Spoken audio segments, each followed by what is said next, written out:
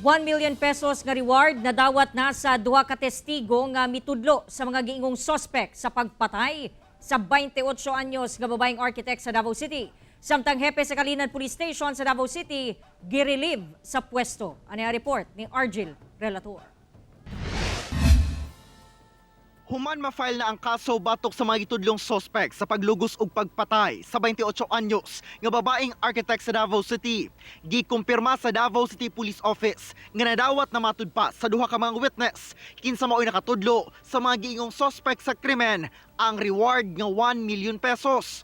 Yes, nadawat na nila ang ilang reward. So meaning 500,000 each, sir? Per 1 million sila, sir? I cannot tell. Basta gidawat na nila. Samtang gitangtang na sa pwesto isip Station Commander sa Kalinan Police Station si Police Major Neil Vestar ni adtong Biyernes.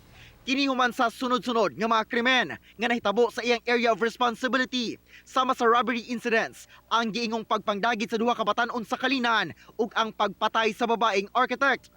Para mubalik ang ano sa Kalinan, no?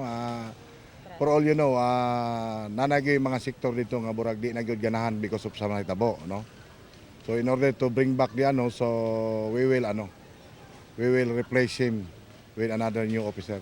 Katong galag behind sa ilahang performance, of course, will be subject to review and probable relief if they cannot solve or if they cannot prevent crimes happening in their AOR.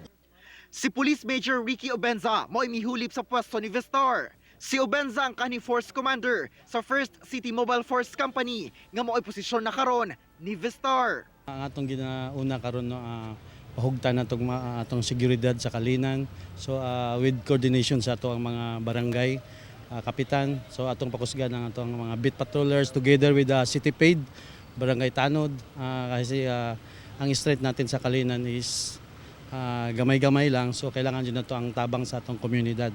Kauban si Metro Awing sa kamera. Ako si Argil Relator para sa At Home with GMA Regional TV.